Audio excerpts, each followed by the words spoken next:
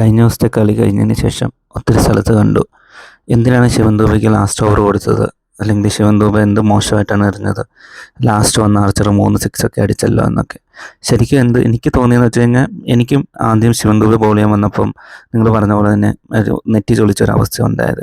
പക്ഷെ നിങ്ങൾ അതിൻ്റെ ഒരു യാഥാർത്ഥ്യം നോക്കിക്കഴിഞ്ഞ് കഴിഞ്ഞാൽ, ശരിക്കും പറഞ്ഞു കഴിഞ്ഞാൽ അവിടെ ഹാർദിക്കിൻ്റെയും അർഷദീപിൻ്റെയും ബുംറയുടെ ഒക്കെ സ്പെല്ല് തീർന്നിരിക്കുകയായിരുന്നു. പിന്നെ മിച്ചമുണ്ടായിരുന്ന ആകെ അക്ഷർ പട്ടേലാണ്. അപ്പോൾ ആ സമയത്ത് നിങ്ങൾ കണ്ടു കഴിഞ്ഞാൽ നമ്മുടെ ബാറ്റ് ചെയ്തുകൊണ്ടിരുന്ന ബാറ്റ്സ്മാനും അത്ര സെറ്റായിട്ടാണ് പുള്ളി സ്പിന്നിനെയൊക്കെ കളിച്ചുകൊണ്ടിരുന്നത്. പുള്ളി ആ സെഞ്ചുറി അടിച്ചത് തന്നെ, ജേക്കബ് ബദൽ ആ സെഞ്ചുറി അടിച്ചത് തന്നെ ഓൾമോസ്റ്റ് നല്ല ഹിറ്റിങ്ങോട് കൂടി തന്നെയായിരുന്നു. ബുംറ ഒഴികെയുള്ള എല്ലാ ബോളേഴ്സിനും കിട്ടിയിട്ടുണ്ടായിരുന്നു. അപ്പോൾ വീണ്ടും അവിടെ ഒരു ഡെത്ത് ഓവറായിട്ട് വെറും 30 റണ്ണ് വേണ്ടിയിരിക്കുന്ന ഒരു ഓവറിൽ ഒരു സ്പിന്നറിനെ കൊണ്ടുവന്നു കഴിഞ്ഞാൽ ചിലപ്പോൾ 5 ബോൾ സിക്സ് അടിച്ചു കഴിഞ്ഞാൽ, അല്ലെങ്കിൽ ഒരു 6 ബോൾ സിക്സ് അടിച്ചു കഴിഞ്ഞാൽ ജയിക്കുന്ന ഒരു അവസ്ഥയിലേക്ക് തന്നെ അത് നീങ്ങുമായിരുന്നു. അപ്പം അവിടെ ഒരു സ്പിന്നർ ഒഴികെ ഒരു അടുത്ത ബോളർ എന്ന് പറയുന്ന ഒരു ഓപ്ഷൻ ആ സമയത്ത് ഇന്ത്യൻ ടീമിന് മുന്നിലുണ്ടായിരുന്നത് ശിവൻ ദുബെ തന്നെയാണ്. അപ്പം എനിക്ക് തോന്നുന്നത് വെച്ച് കഴിഞ്ഞാൽ, പുള്ളി ആദ്യത്തെ ഒരു 2 ബോള് നല്ല സൂക്ഷിച്ച് തന്നെയാണ് എറിഞ്ഞത്.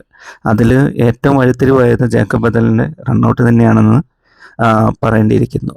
അപ്പം അത് കഴിഞ്ഞുള്ള ബോളുകൾ ഒന്നും നഷ്ടപ്പെടാനില്ലാത്ത ഒരു ആർച്ചറാണ് അവിടെ നിന്നത്.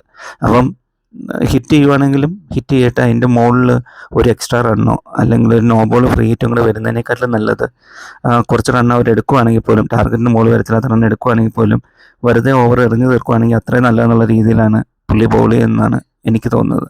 അപ്പോൾ അതുകൊണ്ട് തന്നെ ലാസ്റ്റ് ആർച്ചർ അടിച്ച 2-3 സിക്സിൻ്റെ പേരിൽ പുള്ളി ഇത്രയും ഒരു ട്രോൾ ഏറ്റുവാങ്ങേണ്ട ഒരാളാണെന്ന് പേഴ്സണലി എനിക്ക് ഫീൽ ചെയ്യുന്നില്ല. പിന്നെ നമ്മുടെ ഈ സഞ്ജു ഒക്കെ ലീഗ് സ്റ്റേജിൽ കളിച്ച് തുടങ്ങുന്നതിന് മുന്നേ നമ്മുടെ ടീമിനെ മൊത്തം എനിക്ക് തോന്നുന്നു ഏകദേശം ഇഷാൻ കിഷനും ശിവൻ ദുബെയും ഹാർദിക് പാണ്ഡ്യയും കൂടെയാണ് മുന്നോട്ടുള്ള മത്സരങ്ങളിലേക്കെല്ലാം കൊണ്ടുപോയത്. അപ്പം അങ്ങനെ ഒരു പ്ലെയറിനൊരു പരിഗണന കൂടി നമ്മൾ നോക്കേണ്ടിയിരിക്കുന്നു. അപ്പം ഇതിന് മുന്നേ നടന്ന ലാസ്റ്റ് കളിയിലും തീർച്ചയായിട്ടും പുള്ളി അടിമേടിച്ചിട്ടുണ്ട്. അപ്പോൾ ഇത് ആദ്യമായിട്ടൊന്നുമല്ല പുള്ളി ഇങ്ങനെ അടിമേടിക്കുന്നത്. പക്ഷേ പുള്ളി അത്രയും വിശ്വസിക്കാൻ പറ്റുന്ന ഒരു ബോളറുമാണെന്ന് ഞാൻ പറയുന്നില്ല. എന്നാലും പുള്ളി ആ ഒരു 20th ഓവർ എറിഞ്ഞ ഒരു കറേജ് അത് സമ്മതിച്ചു കൊടുത്തേ പറ്റുള്ളൂ. കാരണം അതുപോലെ ഒരു റോഡ് പോലത്തെ ഒരു പിച്ച് വരുന്നതിനും പോകുന്നതിനും എല്ലാം ഓടുപാട് അടിച്ചിട്ട് പോകുന്നു. അപ്പം അങ്ങനെ ഒരു പിച്ചിലേക്ക് പുള്ളി ധൈര്യപൂർവ്വം ലാസ്റ്റ് ഓവർ, ക്യാപ്റ്റൻ പറഞ്ഞിട്ടാണെങ്കിൽ കൂടി ലാസ്റ്റ് ഓവർ ഏറ്റെടുത്തു, ഇന്ത്യയെ ജയിപ്പിച്ചു. അത് കഴിഞ്ഞു.